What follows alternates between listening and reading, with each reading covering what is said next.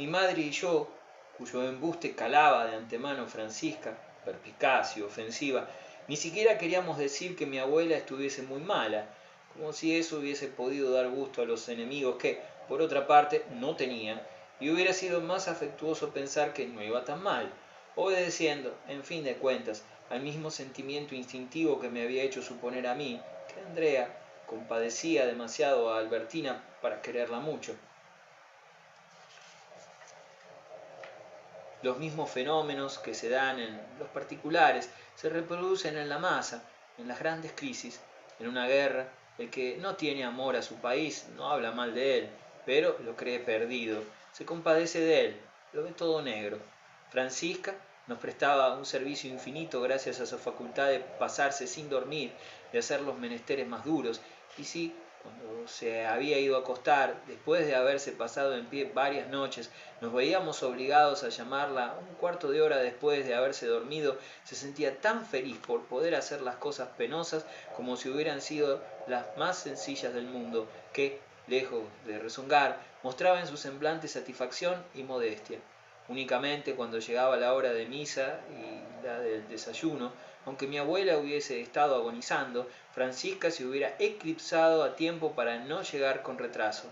No podía ni quería que la supliera su joven lacayo. Realmente había traído de Combray una elevadísima idea de los deberes de cada cual respecto de nosotros. No hubiera tolerado que nadie de nuestra servidumbre no faltase.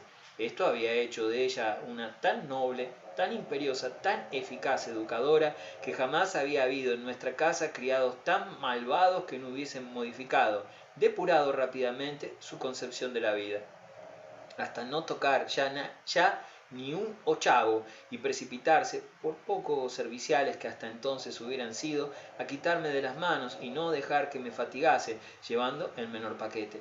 Pero en Combray también había contraído Francisca e importado a París la costumbre de no poder soportar ninguna ayuda a su trabajo. Ver que le prestasen algún auxilio le parecía como recibir una ofensa, y criados hubo que estuvieron semanas enteras sin recibir de ella respuesta a su saludo matinal, que se fueron incluso de vacaciones sin que les dijese adiós, ni ellos adivinasen por qué. En realidad, por la única razón de que habían querido hacer un poco de su trabajo un día en que ella no se encontraba bien. Y en ese momento en que mi abuela estaba tan mala, el quehacer de Francisca le parecía a ésta particularmente suyo. No quería ella, la titular, dejarse escamotear su papel en esos días de gala. Así, su joven lacayo, alejada por ella, no sabía qué hacer, y no contento con haber, siguiendo el ejemplo de Víctor, cogido el papel mío de mi escritorio, se había dedicado además a llevarse tomos de versos de mi biblioteca. Se pasaba su buena mitad del día leyéndolos, por admiración a los poetas que los habían compuesto, pero también para, durante la otra parte de su tiempo, esmaltar de citas las cartas que escribía a sus amigos del pueblo. Evidentemente pensaba deslumbrarlos así, pero, como tenía poca hilación en las ideas, se había forjado la de que aquellos poemas que había encontrado en mi biblioteca eran cosa conocida de todo el mundo, y a la que era corriente referirse, tanto que al escribir aquellos palurdos cuya estupefacción daba por descontada, revolvía sus propias reflexiones con versos de Lamartine, como hubiera dicho vivir para ver o buenos días. A causa de los dolores de mi abuela, se le permitió el uso de la morfina. Desgraciadamente, si ésta los calmaba, aumentaba también la dosis de albúmina. Los golpes que destinábamos a la enfermedad que se había instalado en la abuela daban siempre en falso. Era ella, era su pobre cuerpo interpuesto quien los recibía, sin que ella se quejase, como no fuera con un débil gemido, y los dolores que le causábamos no eran compensados por un bien que no podíamos hacerle. El feroz mal que hubiéramos querido exterminar lo habíamos rozado apenas. No hacíamos sino exasperarlo todavía más, acelerarlo acaso, la hora en que la cautiva habría de ser devorada. Los días en que la dosis de albúmina había sido demasiado fuerte, Cottard, después de un titubeo, denegaba la morfina. En aquel hombre tan insignificante, tan anodino, había en esos breves momentos en que deliberaba, en que los peligros de un tratamiento y otro disputaban en él hasta que se detuviese en uno de ambos, el género de grandeza de un general que, vulgar en el resto de la vida, es un gran estratega y en un momento peligroso, Después de haber reflexionado un instante, se decide por lo que militarmente es más sensato y dice: de frente al este. Medicinalmente, por poca esperanza que hubiera de poner término a la crisis de uremia, era menester no fatigar el riñón, pero, por otra parte, cuando mi abuela no tenía morfina, sus dolores acababan por ser intolerables. Recomenzaba perpetuamente cierto movimiento que le era difícil ejecutar sin gemir. El sufrimiento es, en gran parte, una a modo de necesidad que el organismo tiene de cobrar conciencia de un nuevo estado que lo desasosiega, de tornar la sensibilidad adecuada a ese estado. Puede discernirse este origen del dolor en el caso de algunas molestias que no son tales para todo el mundo. Era una habitación llena de un humo de olor penetrante. Dos hombres groseros entrarán y vacarán a sus quehaceres. Un tercero, de organización más fina, dejará ver una agitación incesante. Las ventanillas de su nariz no cesarán de husmear animosamente el olor que parece debiera intentar no percibir y que tratará una vez y otra de hacer que se adhiera, merced a un conocimiento más exacto, a su olfato irritado. De ahí procede, sin duda, que una intensa preocupación impida quejarse de un dolor de muelas. Cuando mi abuela sufría así, el sudor corría por su vasta frente malva, pegando a ella los mechones blancos, y si creía que no estábamos en la alcoba daba gritos: "Oh, esto es espantoso". Pero si veía a mi madre, inmediatamente empleaba toda su energía en borrar de su semblante las huellas de dolor, o por el contrario repetía las mismas quejumbres acompañando las explicaciones que daban retrospectivamente otro sentido a las que mi madre había podido oír. Ah, hija mía, es espantoso esto de quedarse en cama con ese sol hermoso, cuando quisiera una salir a pasearse. Es que lloro de rabia contra vuestras prescripciones, mas no podía impedir el gemido de sus miradas, el sudor de su frente, el sobresalto convulsivo, reprimido inmediatamente de sus miembros. No me duele nada, me quejo porque estoy en mala postura, siento que tengo el pelo revuelto, me dan náuseas, me he dado un golpe contra la pared. Mi madre, al pie de la cama, clavada a aquel sufrimiento, como si, en fuerza de calar con su mirada aquella frente dolorida, aquel cuerpo que ocultaba el mal, hubiera debido acabar por llegar a éste y vencerlo. Mi madre decía: no, mamadita, no te dejaremos sufrir de esta manera, ya se encontrará algo, ten paciencia un segundo, ¿me dejas que te bese sin que te tengas que mover? Inclinada sobre el lecho, doblándose las piernas, medio arrodillada, como si a fuerza de humildad tuviera más probabilidades de hacer acoger favorablemente la apasionada donación de sí misma, inclinaba hacia mi abuela toda su vida en su rostro, como en una custodia que le tendía, decorada con relieves de hoyuelos y pliegues tan apasionados, tan desolados y tan suaves, que no se sabía si habían sido excavados por el cincel de un beso, de un sollozo o de una sonrisa. Mi abuela intentaba también tender hacia mamá su cara. Esta había cambiado tanto que, sin duda, si hubiera tenido fuerzas para salir solo, la hubiese reconocido por la pluma del sombrero. Sus rasgos, como ocurre en las sesiones de modelado, parecían afanarse en un esfuerzo que la apartaba de todo lo demás, por ajustarse a cierto modelo que nosotros no conocíamos. Este trabajo de estatuario tocaba a su fin, y si el rostro de mi abuela había disminuido, se había endurecido igualmente. Las venas que lo surcaban parecían no las de un mármol, sino las de una piedra más rugosa, inclinada siempre hacia adelante por la dificultad para respirar, al mismo tiempo que replegada sobre sí misma por la fatiga. El rostro tosco, reducido, atrozmente expresivo, parecía en una escultura primitiva, casi prehistórica, el rostro rudo, violáceo, rojo, desesperado, de la salvaje veladora de una tumba. Mas no estaba acabada toda la obra. Pronto habría que destrozarla y luego bajar a esa misma tumba, que tan trabajosamente había sido velada con aquella dura contracción. En uno de esos momentos en que, según la expresión popular, ya no sabe uno a qué santo encomendarse, como mi abuela tosía y estornudaba mucho, seguimos el consejo de un pariente que afirmaba que, con el especialista X, estaba todo arreglado en 3 días. Las gentes del mundo dicen esto de su médico y se les cree, como Francisca creía en los anuncios de los periódicos. El especialista vino con su estuche cargado de todos los catarros de sus clientes, como el odre de Eolo.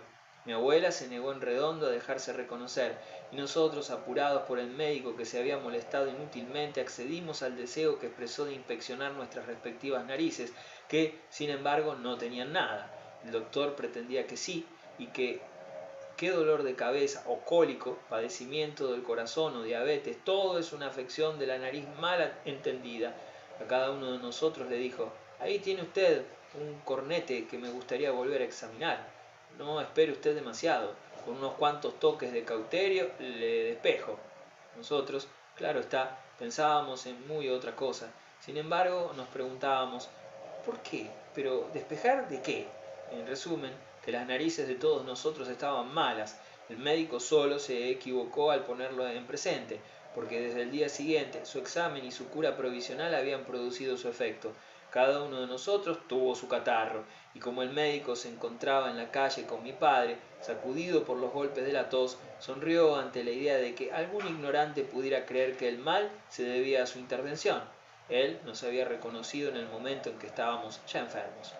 La enfermedad de mi abuela dio a varias personas ocasión de manifestar un exceso o una insuficiencia de simpatía que nos sorprendieron, tanto como el género de casualidad gracias al cual las unas o las otras nos descubrían eslabones de circunstancias e incluso de amistades que no hubiéramos sospechado, y las muestras de interés dadas por las personas que sin cesar venían a informarse nos revelaba la gravedad de un mal que hasta entonces no habíamos aislado lo suficientemente, separado de las 1000 impresiones dolorosas que sentíamos al lado de mi abuela.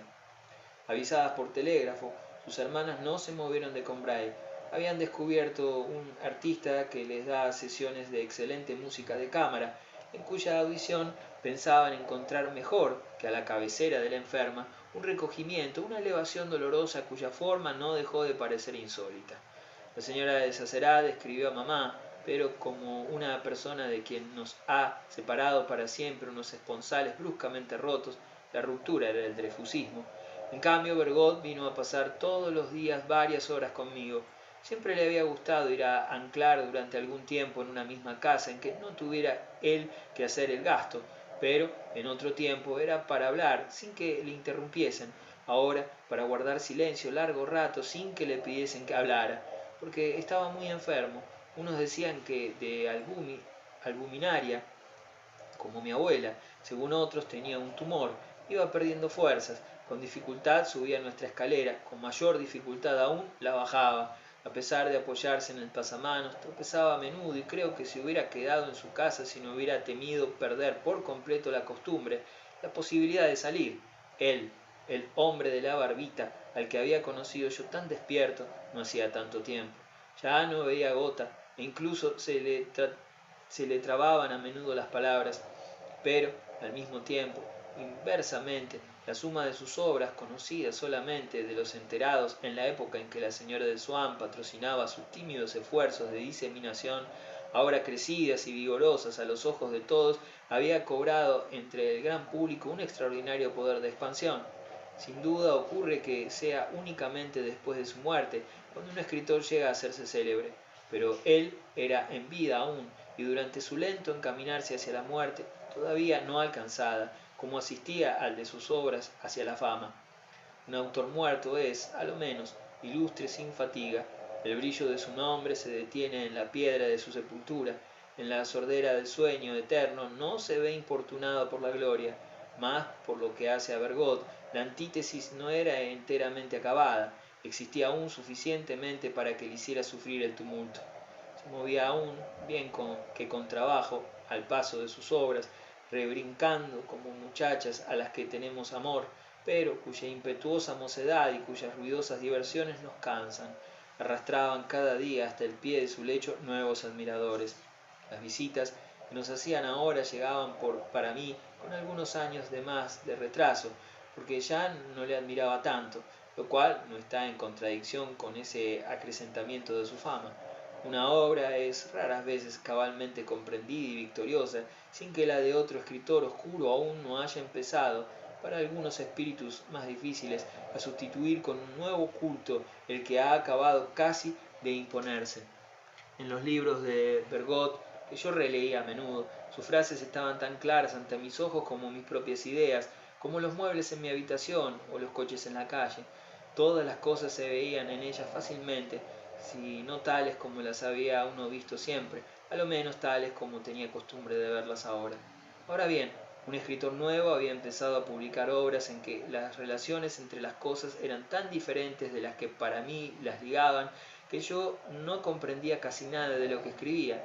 Decía, por ejemplo, las mangas de riego admiraban el buen estado de conservación de las carreteras, y esto era fácil. Yo resbalaba por esas carreteras que partían cada 5 minutos de Brián y de Claudel. Entonces yo no comprendía ya nada, porque había esperado un nombre de ciudad, y lo que se me daba era uno de persona. Solo que me percataba de que no era que la frase estuviese mal hecha, sino que yo no era bastante fuerte y ágil para llegar hasta el final. Volví a tomar carrerilla, me ayudaba con los pies y con las manos para llegar al punto desde donde vería las nuevas relaciones entre las cosas. Todas las veces, al llegar aproximadamente a la mitad de la frase, volvía a caer, como más tarde, en el servicio militar, en el ejercicio llamado de la escalera horizontal. No por ello dejaba de sentir hacia el nuevo escritor la admiración de un niño torpe, al que le ponen un cero en gimnasia ante otro niño más diestro. Desde entonces admiré menos a Bergot, cuya limpidez me pareció insuficiencia. Hubo un tiempo en que se reconocían bien las cosas cuando era Fromentin el que las pintaba, y en que ya no se las reconocía cuando el pintor era Renoir. La gente dotada de gusto nos dice hoy que Renoir es un gran pintor del siglo XVIII, pero al decir esto se olvidan del tiempo y de que ha sido menester mucho aún en pleno siglo XIX para que Renoir fuese saludado como un gran artista. Para lograr ser así reconocido, el pintor original, el artista original, proceden a la manera que los oculistas. El tratamiento por medio de su pintura, de su prosa, no siempre es agradable. Cuando ha acabado, el perito nos dice: ahora, mire usted, he aquí que el mundo, que no ha sido creado una sola vez, sino con tanta frecuencia como ha surgido un artista original, se nos aparece enteramente diferente del antiguo, pero perfectamente claro. Pasan por la calle mujeres diferentes de las de antaño, porque son Renoir, los Renoir en que no negábamos ayer a ver mujeres. También los coches son Renoir, y el agua y el cielo. Sentimos ganas de pasearnos por el bosque parecido al que el primer día nos parecía todo excepto un bosque, y así, por ejemplo, una tapicería de matices numerosos, pero en la que faltaban justamente los matices propios de los bosques. Tal es el universo nuevo y perecedero que acaba de ser creado. Durará hasta la próxima catástrofe geológica que desencadenen un nuevo pintor o un nuevo escritor originales. El que había sustituido para mí a Bergot me cansaba no por la incoherencia, sino por la novedad, perfectamente coherente, de relaciones que no tenía yo costumbre de seguir. El punto, siempre el mismo, en que me sentía caer de nuevo, indicaba la identidad de cada esfuerzo que había que hacer. Por lo demás, cuando una vez por cada 1000 podía seguir al escritor hasta el final de su frase, lo que ve era siempre de una gracia, de una novedad, de un encanto análogos a los que en otros tiempos había encontrado en la lectura de Bergot, pero más deliciosos. Pensaba yo que era Bergot el que no hacía tantos años me había traído la misma renovación del mundo, análoga a la que yo esperaba de su sucesor, y llegaba a preguntarme si había algo de verdad en esa distinción que hacemos siempre entre el arte, que no se halla más avanzado que en tiempos de Homero, y la ciencia, cuyo progreso es continuo. ¿Acaso el arte se asemejaba en esto, por el contrario, a la ciencia? Cada nuevo escritor original me parecía que representaba un progreso respecto del que le había precedido, y ¿quién me decía a mí que dentro de 20 años, cuando yo supiese acompañar sin fatiga al nuevo de hoy, no surgiría otro ante el que correría el actual a reunirse con Bergot? Hablé esto último del nuevo escritor. Me quitó menos el gusto por él con asegurarme que su arte era rugoso, fácil y vacuo, que al contarme que lo había visto y que se parecía hasta el punto de confundírseles a Bloch. Esta imagen se perfiló desde entonces sobre las páginas escritas y ya no me creí obligado al trabajo de comprender. Si Bergot me había hablado mal de él, no era tanto a lo que creo por celos de su fracaso como por ignorancia de su obra. No leía casi nada. Ya la mayor parte de su pensamiento había pasado de su cerebro a sus libros. Estaba enflaquecido, como si le hubiesen operado de ellos. Su instinto reproductor no le inducía ya a la actividad, ahora que había sacado al exterior casi todo lo que pensaba. Vivía la vida vegetativa de un convaleciente, de una parida. Sus hermosos ojos permanecían inmóviles, vagamente deslumbrados, como los ojos de un hombre tendido a la orilla del mar, que en un vago ensueño mira solamente cada ola pequeña. Por otra parte, si yo tenía en charlar con él menos interés del que hubiera tenido en otro tiempo, no sentía remordimientos por ello. Hasta tal punto era Bergot hombre de costumbres que, así, las más sencillas como las más lujosas, una vez que las había adoptado, se le volvían indispensables durante cierto tiempo. No sé lo que le hizo venir a casa la primera vez, pero luego, todos los días, fue por la razón de que había venido la víspera. Llegaba a casa como hubiera ido al café, para que no le hablasen, para que pudiera, muy raras veces, hablar él, de modo que, si hubiera podido, en fin de cuentas, encontrar un indicio de que le conmoviese nuestra aflicción, o de que hallase gusto en encontrarse conmigo, si se hubiese querido inducir algo de una asiduidad tal. No le era éste indiferente a mi madre, sensible a todo lo que podía considerarse como un homenaje a su enferma, y todos los días me decía, sobre todo, no te olvides de darle las gracias. Recibimos discreta atención de mujer, como la merienda que nos sirve entre dos sesiones de pose la compañera de un pintor, suplemento a título gracioso de las que nos hacía su marido, la visita de la señora de Cottard. Venía a ofrecernos su camarista si nos gustaba el servicio de un hombre, iba a ponerse en campaña, y aún más, ante nuestras negativas, dijo que al menos esperaba que se trataría por nuestra parte de una salida, palabra que en su mundo significaba un falso pretexto para no aceptar una invitación. Nos aseguró que el doctor, que nunca hablaba en su casa de sus enfermos, estaba tan triste como si se hubiera tratado de ella misma. Más tarde se verá que aun cuando esto hubiese sido cierto, hubiera sido a la vez bien poco y mucho por parte del más infiel y más agradecido de los maridos. Ofrecimientos tan útiles e infinitamente más conmovedores por su forma, que era una mezcla de la inteligencia más elevada, de la mayor grandeza de corazón y de un raro acierto de expresión, fueron los que me dirigió el gran duque heredero de Luxemburgo. Habíale conocido yo en Balbec, a donde había ido a ver a una de sus tías, la princesa de Luxemburgo, cuando aún no era más que conde de Nassau. Se había casado algunos meses después con la encantadora hija de otra princesa de Luxemburgo, excesivamente rica por ser hija por ser hija única de un príncipe al que pertenecía un inmenso negocio de harinas, tras lo cual el gran duque de Luxemburgo, que no tenía hijos y adoraba a su sobrino Nassau, había hecho aprobar por el parlamento que aquel fuese declarado gran duque heredero. Como en todos los matrimonios de esta índole, el origen de la fortuna es el obstáculo, como es también la causa eficiente. Yo me acordaba de este conde de Nassau como de uno de los jóvenes más notables con quienes me había tropezado, devorado ya entonces por un sombrío y magnífico amor a su prometida. Me impresionaron mucho las cartas que no cesó de escribirme durante la enfermedad de mi abuela, y la misma mamá, conmovida, repitiendo tristemente una frase de su madre, aseguró que Madame de Savigny no hubiera dicho mejor aquellas cosas. Al sexto día, mamá, por obedecer a los ruegos de la abuela, tuvo que dejarlo un momento y hacer como que se iba a descansar. Yo hubiera querido, para que mi abuela se durmiese, que Francisca se quedara en la alcoba sin moverse. A pesar de mis súplicas, salió de la habitación. Quería a mi abuela, con su clarividencia y su pesimismo, la consideraba perdida. Hubiera querido, por consiguiente, proporcionarle todos los cuidados posibles, pero acababan de decirle que estaba un obrero electricista muy antiguo en su taller, cuñado de su patrono, estimado en la casa en que vivíamos ahora, a donde venía a trabajar desde hacía muchos años, y sobre todo por Jupien. Habíamos mandado llamar a este obrero antes de que mi abuela cayese mala. A mí me parecía que hubiera podido decirle que se fuera o dejarle que esperase, pero el protocolo de Francisca no lo permitía. Hubiera sido una falta de delicadeza para con aquel buen hombre. El estado de mi abuela ya no importaba. Cuando al cabo de un cuarto de hora, exasperado, fui a buscarla a la cocina, encontré a Francisca charlando con él en el descansillo de la escalera de servicio, cuya puerta estaba abierta, procedimiento que tenía la ventaja de permitir, si alguno de nosotros llegaba, hacer como que los que hablaban iban a separarse, pero también el inconveniente de mandar tremendas corrientes de aire. Francisca dejó, pues, al obrero, no sin haberle enviado aún a gritos algunos saludos que se le habían olvidado, para su mujer y su cuñado.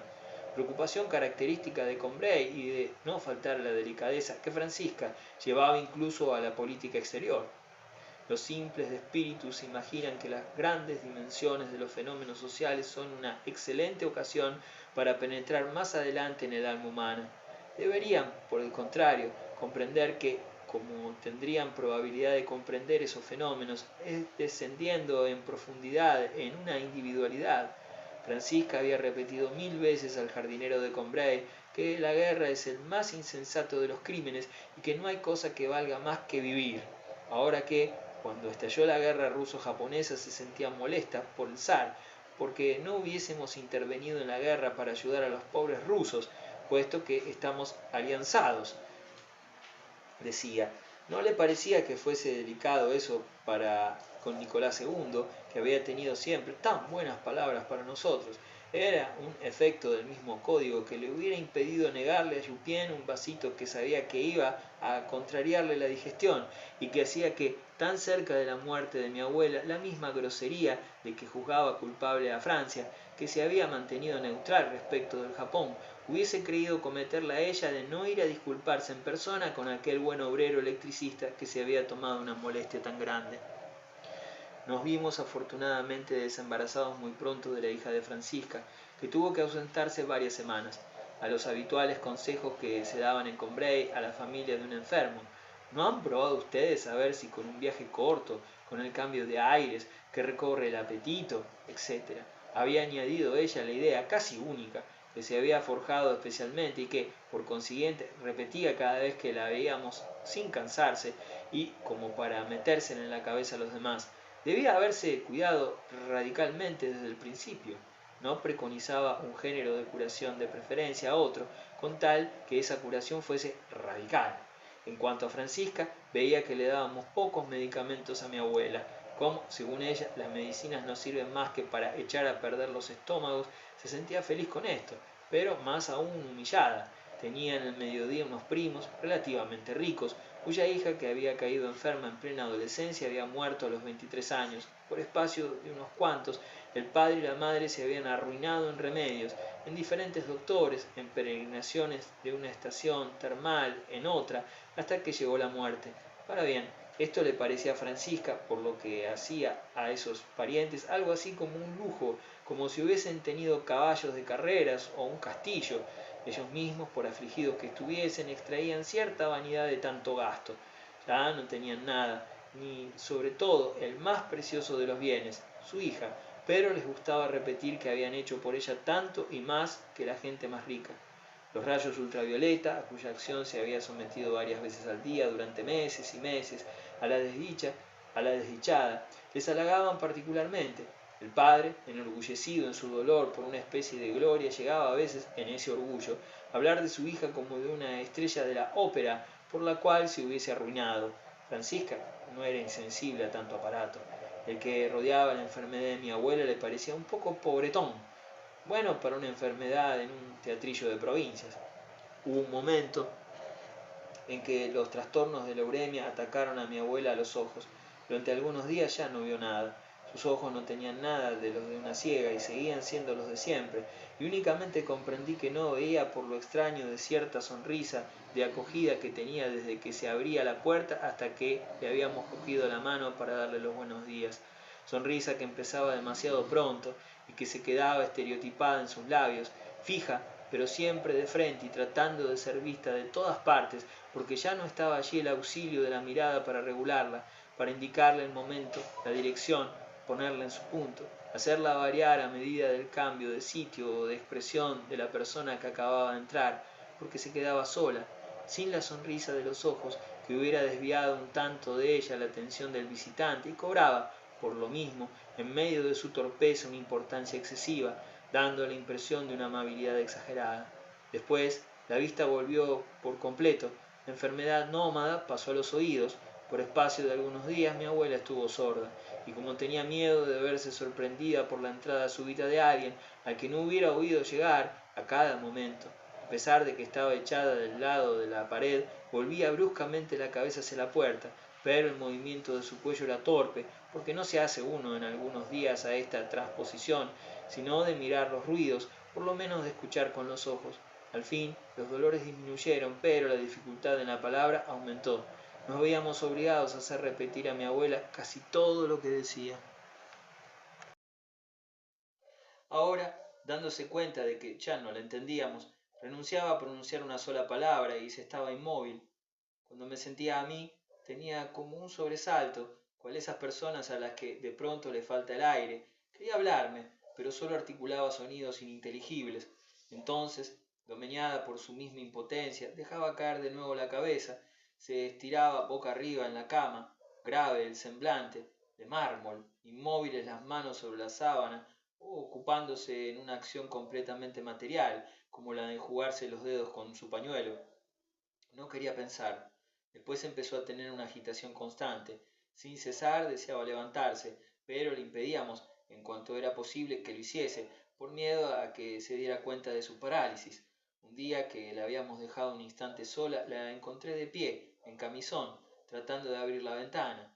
En Balbec, un día que habían salvado contra su voluntad a una viuda que se había arrojado al agua, mi abuela me había dicho, movida acaso por uno de esos presentimientos que leemos a veces en el misterio, tan oscuro, sin embargo, de nuestra vida orgánica, pero en el que parece como que se refleja lo porvenir, que no conocía crueldad semejante a la de arrancar a una desesperada la muerte que ella misma ha querido y devolverla a su martirio.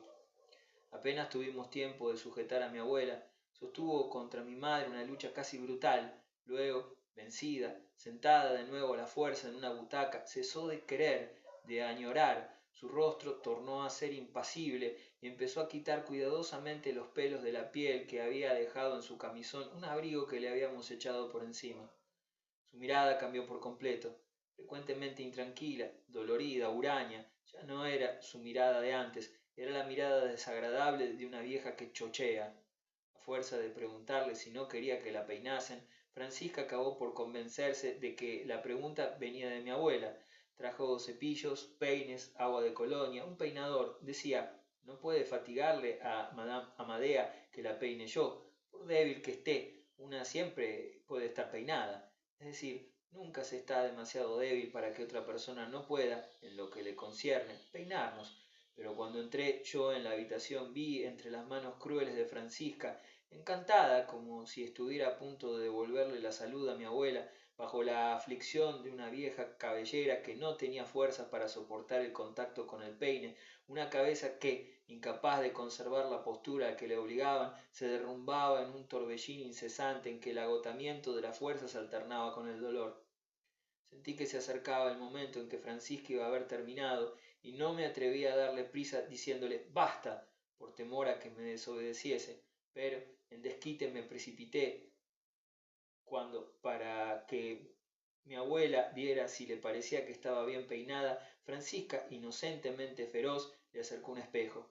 Al pronto me sentí feliz por haber podido arrancárselo a tiempo de las manos, antes de que mi abuela, de quien habíamos alejado cuidadosamente todos los espejos, hubiese contemplado por inadvertencia una imagen de sí misma que no podía figurarse.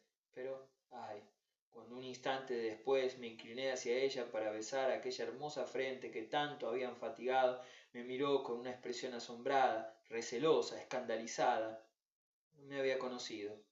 Según nuestro médico, era este un síntoma de que la congestión del cerebro aumentaba. Había que descongestionarlo. Cottard vacilaba. Francisca esperó por un instante que se le pondrían a la enferma ventosas clarificadas. Buscó los efectos de las mismas en mi diccionario, pero no pudo encontrarlos, aunque hubiese dicho escarificadas en lugar de clarificadas. Tampoco hubiera encontrado este adjetivo, ya que no lo buscaba ni en la C ni en la E. Decía en realidad clarificadas, pero escribía, y por consiguiente creía que así estaba escrito, clarificadas.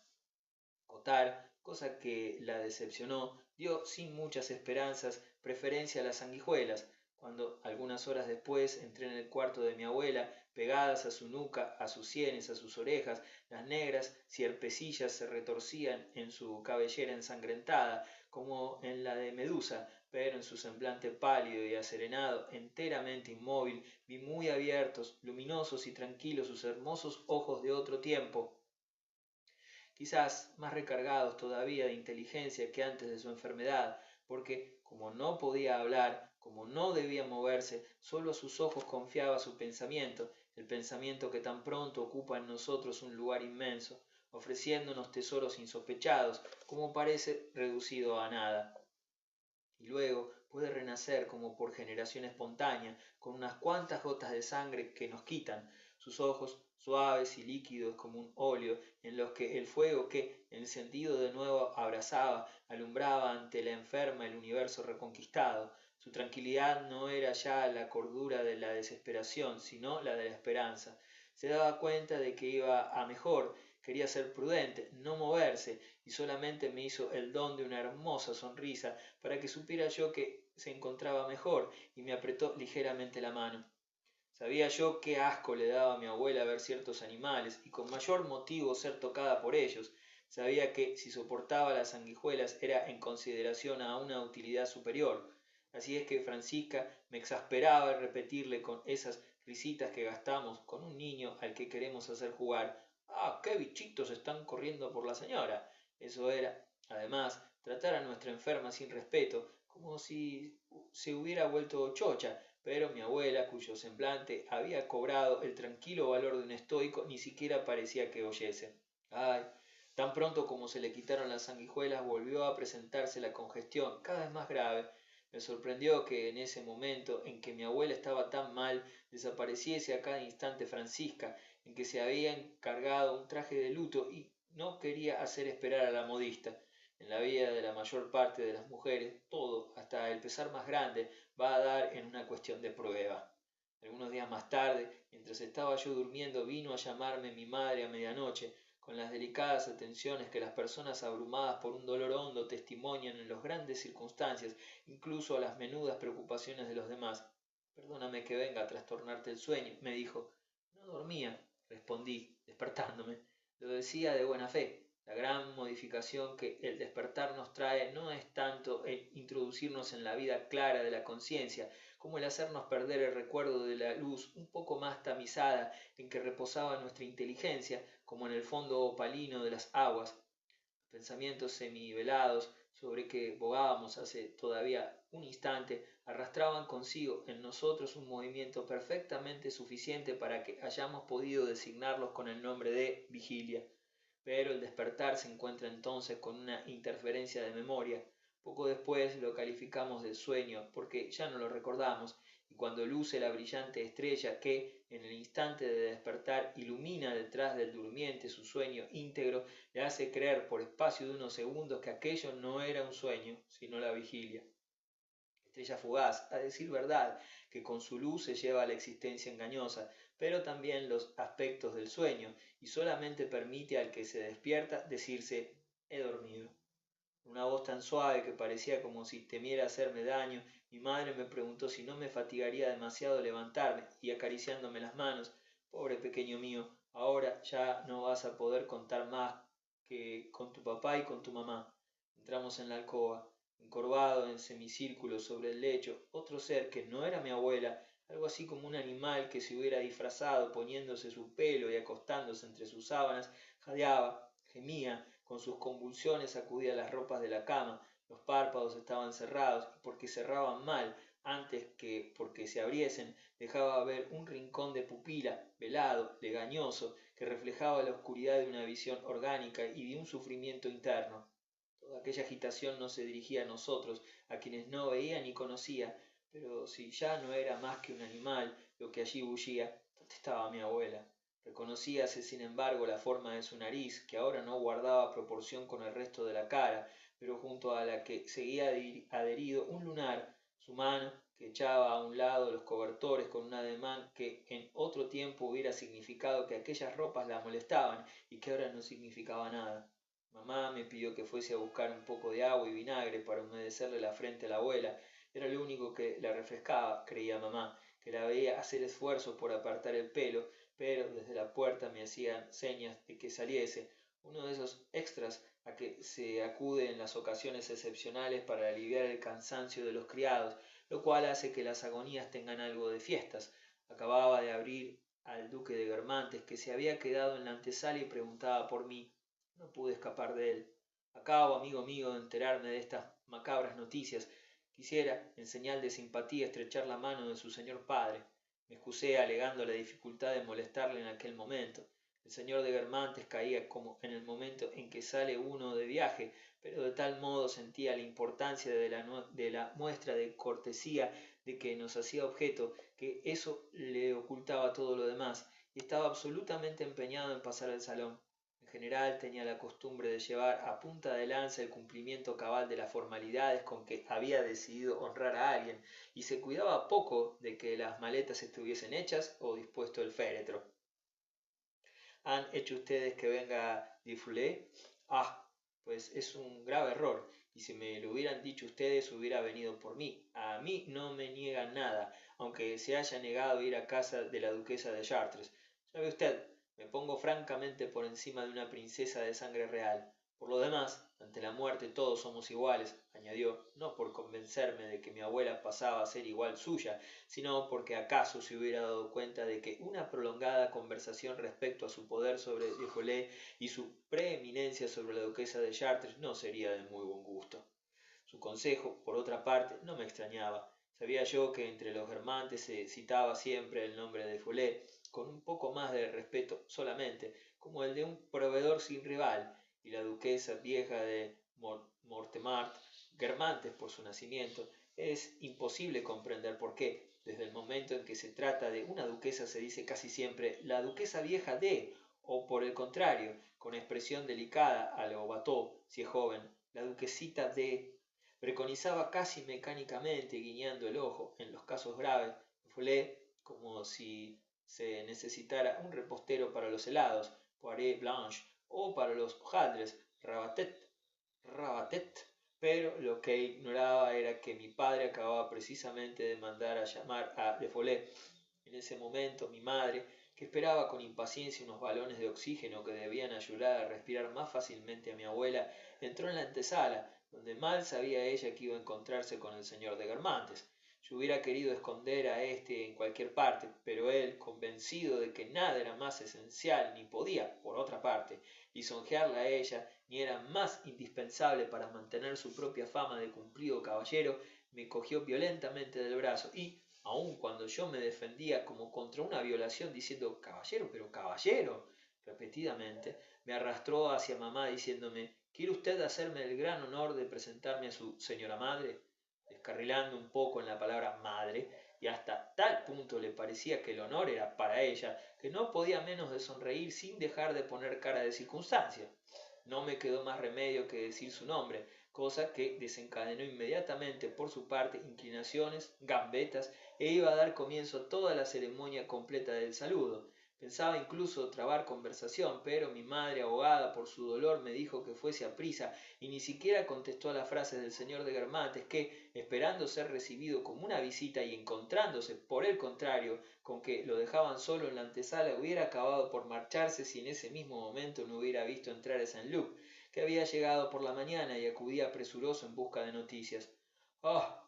Esta sí que es buena, exclamó alegremente el duque, atrapando a su sobrino por la manga, que estuvo a punto de arrancarle sin cuidarse de la presencia de mi madre, que volvía a cruzar la antesala. Creo que a Saint-Luc no le contrariaba, a pesar de su sincera pena, evitar verme, dada la disposición de ánimo en que se encontraba respecto de mí. Salió arrastrado por su tío que, como tenía algo muy importante que decirle y había estado a punto, por ello, de salir para Donciers, no podía dar crédito a su alegría por haber podido economizarse semejante molestia. Ah, si me hubieran dicho que no tenía más que cruzar el patio y que te encontraría aquí, hubiese creído que se trataba de un bromazo, como diría tu camarada, el señor Bloch. El caso es bastante chusco. Y mientras se alejaba con Roberto, al que llevaba cogido del hombro, es igual, repetía, bien se ve que acabo de tocar una cuerda de ahorcado o algo por el estilo. Tengo una suerte estupenda. No es que el duque de Guermantes estuviese mal educado, lejos de ello, pero era uno de esos hombres incapaces de ponerse en el lugar de los demás, uno de esos hombres que se parecen en esto a la mayor parte de los médicos y a los tierra muertos, y que después de haber puesto cara de circunstancia y de decir estos instantes son muy penosos, de haberos abrazado, si se tercia, y de aconsejaros que descanséis, ya no considero una agonía o un entierro de otra suerte que como una reunión mundana más o menos, restringida, en la que, con jovialidad comprimida un momento, buscan con los ojos a la persona con quien pueden hablar de sus respectivas menudencias, pedirle que les presente a otra o ofrecer un sitio en su coche para la vuelta. El duque de Guermantes, aunque se felicitase del buen viento que le había impulsado hacia su sobrino, quedó tan extrañado del recibimiento, tan natural sin embargo, de mi madre, que más tarde declaró que ésta era tan desagradable como cortés mi padre, que tenía ausencias, durante las cuales parecía incluso como si no oyera las cosas que se le decían, y que, a su juicio, no estaba en su centro, y ni siquiera acaso en sus cabales. Así y todo, consintió, por lo que me dijeron, en poner esto en parte a la cuenta de las circunstancias y declarar que mi madre le había parecido muy afectada por el acontecimiento, pero aún le quedaba en las piernas todo el resto de los saludos y reverencias a reculones que le habíamos impedido llevar a su fin, y por otra parte tan poca cuenta se daba de lo que era la pena de mamá, que preguntó la víspera del entierro si no probaba yo a distraerla. Un cuñado de mi abuela, que era religioso y al que yo no conocía, telegrafió a Austria, donde estaba el superior de su orden, y, habiendo conseguido por un favor excepcional la autorización, vino ese día. Agobiado de tristeza, leía al lado del lecho textos de rezos y meditaciones, sin apartar con todo de la enferma sus ojos de barrena. En un momento en que mi abuela estaba privada de conocimiento, el espectáculo de la tristeza de aquel sacerdote me hizo daño, y miré para él. Pareció sorprendido de mi compasión, y entonces se produjo una cosa singular.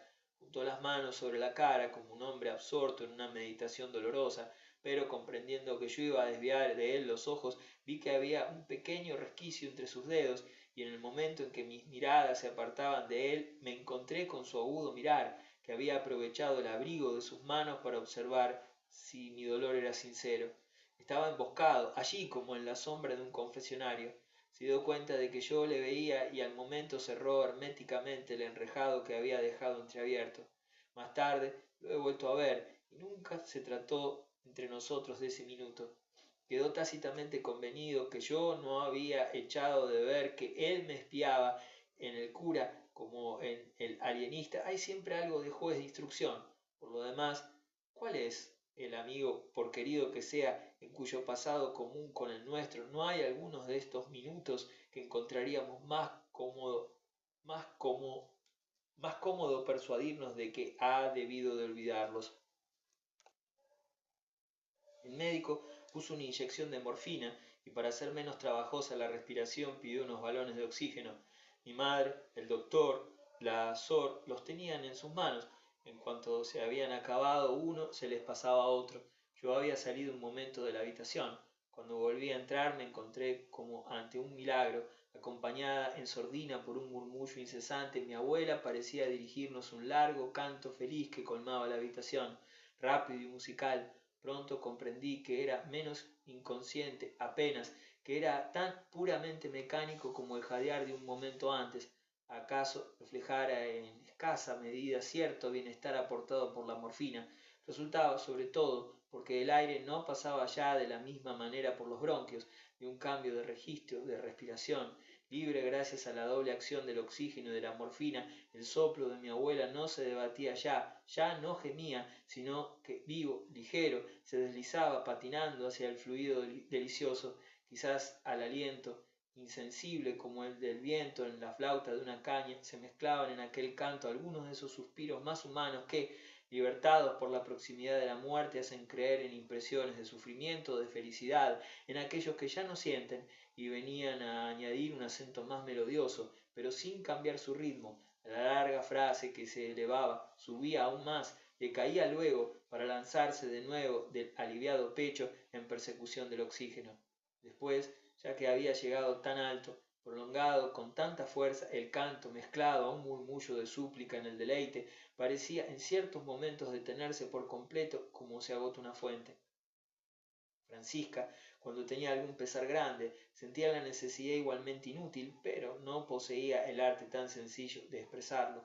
Juzgando a mi abuela completamente perdida, eran sus propias impresiones lo que estaba empeñada en hacernos conocer, y no sabía más que repetir: a mí estas cosas me hacen una mella, en el mismo tono con que decía, cuando había tomado demasiada sopa de coles: es como si tuviera un peso en el estómago, cosa que en ambos casos era más natural de lo que ella parecía creer. Tan débilmente traducía, no por eso era menos grande su pena, agravada además por el fastidio de que su hija, retenida en Combray, que la joven parisienne llamaba ahora la Cambreuse, y donde sentía que se iba adocenando, no pudiera verosímilmente volver para la ceremonia mortuoria, que Francisca venteaba que tenía que ser soberbia.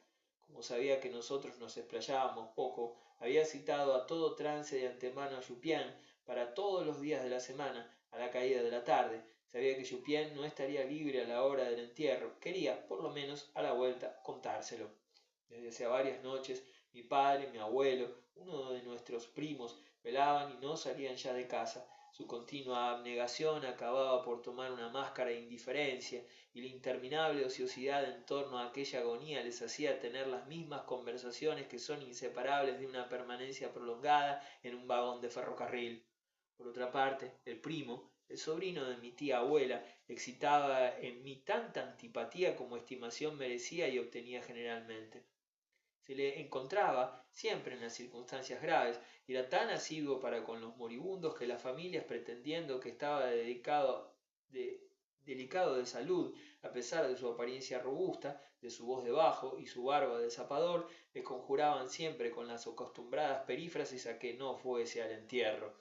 Yo sabía de antemano que mamá, que pensaba en los demás en medio del dolor más inmenso, le diría en una forma completamente distinta de lo que tenía costumbre él de oírse decir siempre: prométame que no vendrá usted mañana, hágalo por ella, por lo menos no vaya usted allá, ella le habría pedido a usted que no viniera. Como si no, era siempre el primero que se presentaba en la casa, debido a lo cual le habían puesto en otro círculo el mote que nosotros ignorábamos de ni flores ni coronas, y antes de ir a todo había pensado en todo siempre, lo cual le valía estas palabras: a usted no se le dan las gracias. ¿Qué? Preguntó con voz recia mi abuelo, que se había quedado un poco sordo y no había oído bien algo que mi primo acababa de decirle a mi padre. Nada, respondió el primo. Decía únicamente que había recibido esta mañana una carta de Combray, donde hace un tiempo espantoso, y que aquí tenemos un sol que aprieta demasiado. Pues, sin embargo, el barómetro está muy bajo, dijo mi padre. ¿Dónde dice usted que hace mal tiempo? Preguntó mi abuelo. En Combray. Ah, no me choca. Cada vez que hace aquí mal tiempo, lo hace bueno en Combray y viceversa. Ay Dios, hable usted de Combray. ¿Han pensado en avisar a Legrandin? Sí, no se atosigue usted, ya está hecho, dijo mi primo, cuyas mejillas bronceadas por una barba demasiado fuerte sonrieron imperceptiblemente con la satisfacción de haber pensado en ello. En este momento mi padre se precipitó fuera de la habitación. Creí que había alguna mejoría o un empeoramiento. Era únicamente que acababa de llegar el doctor de Leflois. Mi padre fue a recibirlo a la sala vecina, como al actor que tiene que venir a representar. Lo habían mandado a llamar, no para que curase, sino para que levantase acta, como una especie de notario. El doctor de Leflois ha podido, en efecto, ser un gran médico, un profesor maravilloso.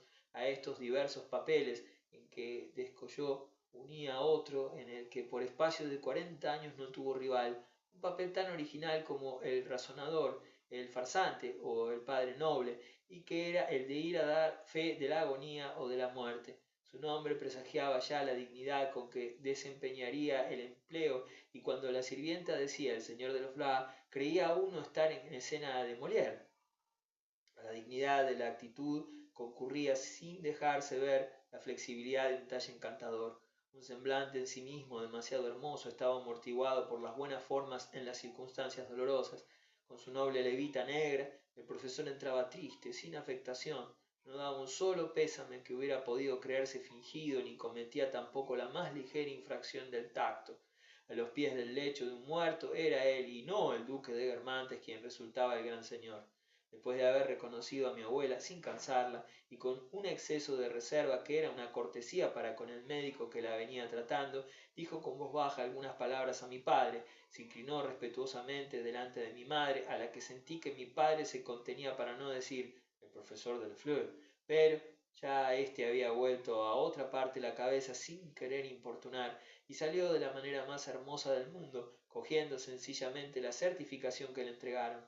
No parecía que la hubiese visto, e incluso no preguntamos un momento si la habíamos entregado, hasta tal punto había usado de la agilidad de un prestidigitador para hacerla desaparecer, sin que por eso perdiera nada de su dignidad, antes aumentada, de gran médico, llamado en consulta con su larga levita con vueltas de seda y su hermosa cabeza llena de una noble conmiseración.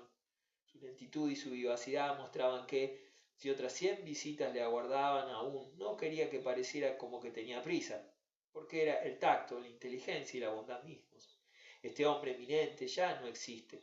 Otros médicos, otros profesores han podido igualarle, aventajarle acaso, pero el empleo en que su saber, sus dotes físicas, su vida, educación, le hacían triunfar, no existe ya, por falta de sucesores que hayan sabido desempeñarlo.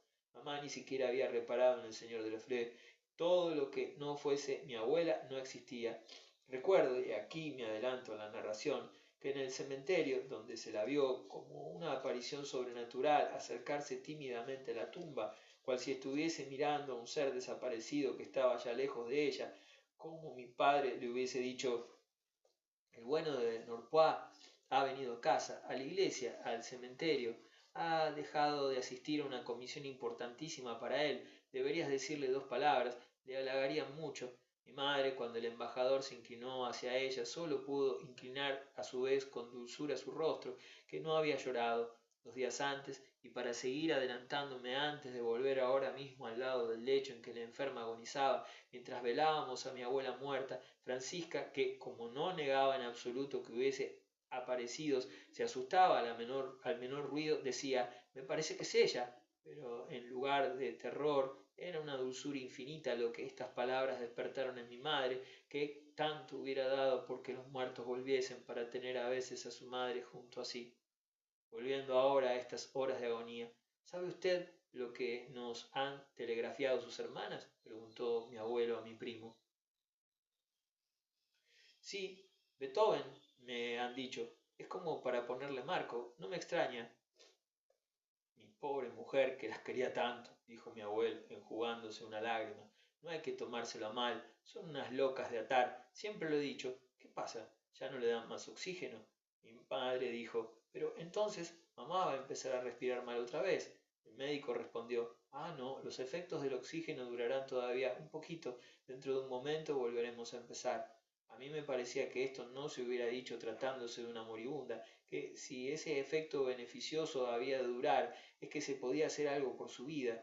El silbido del oxígeno cesó por espacio de unos instantes, pero la quejumbre feliz de la respiración seguía brotando, ligera, atormentada, inacabada, sin tregua, empezando de nuevo. A ratos parecía que todo hubiese terminado, el soplo se detenía, fuese por esos mismos cambios de octava que hay en la respiración de un durmiente, fuese por una intermitencia natural, por un efecto de la anestesia, el avance de la asfixia, algún desfallecimiento del corazón. El médico volvió a tomarle el pulso a mi abuela, pero ya como si un afluente viniera a aportar su tributo a la corriente desecada, un nuevo canto empalmaba con la frase interrumpida, y ésta tornaba a empezar en otro diapasón, con el mismo impulso inagotable. Quién sabe si, aun sin que mi abuela tuviera conciencia de ello, tantos estados dichosos y tiernos reprimidos por el sufrimiento no se escapaban de ella ahora con esos gases más ligeros que han sido contenidos largo tiempo. Hubiérase dicho que cuanto tenía que comunicarnos se explayaba, que era a nosotros a quien se dirigía con esta prolijidad, con este acesar, con esta efusión. Al pie de la cama, convulsa por todos los hálitos de aquella agonía, sin llorar, pero inundada de cuando en cuando por las lágrimas, mi madre tenía la desolación sin pensamiento de una fronda que azota la lluvia y sacude el viento. Me hicieron que me secase los ojos antes de ir a besar a mi abuela. Pero yo creía que ya no veía, dijo mi padre. No se puede saber nunca, repuso el doctor. Cuando mis labios la tocaron, las manos de mi abuela se agitaron, la recorrió por entero un largo estremecimiento, ya fuese reflejo o bien que ciertas ternuras tengan su hiperestesia que reconoce a través del velo de la inconsciencia aquello que no necesitan casi de los sentidos para querer. De pronto mi abuela se incorporó a medias, hizo un esfuerzo violento, como un ser que defiende su vida. Francisca no pudo resistir al verlo y rompió en sollozos. Recordando lo que el médico había dicho, quise hacerla salir de la alcoba. En ese momento mi abuela abrió los ojos. Me precipité sobre Francisca para ocultar su llanto mientras mis padres hablaban a la enferma. El ruido del oxígeno había enmudecido. El médico se alejó del lecho. Mi abuela estaba muerta.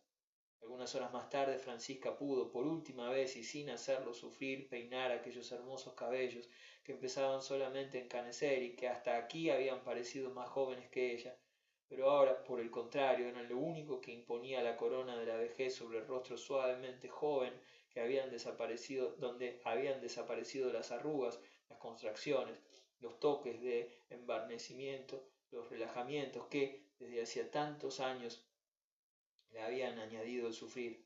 Como en el lejano tiempo en que sus padres le habían escogido esposo, tenía las facciones delicadamente trazadas por la pureza y la sumisión, las mejillas brillantes de una casta esperanza, de un ensueño de felicidad, de una jovialidad inocente, incluso que los años habían destruido poco a poco. La vida, al retirarse, acababa de arrastrar consigo las desilusiones del vivir. Una sonrisa parecía posada en los labios de mi abuela, en aquel lecho fúnebre. La muerte, como el escultor de la Edad Media, había tendido bajo la apariencia de una doncellita.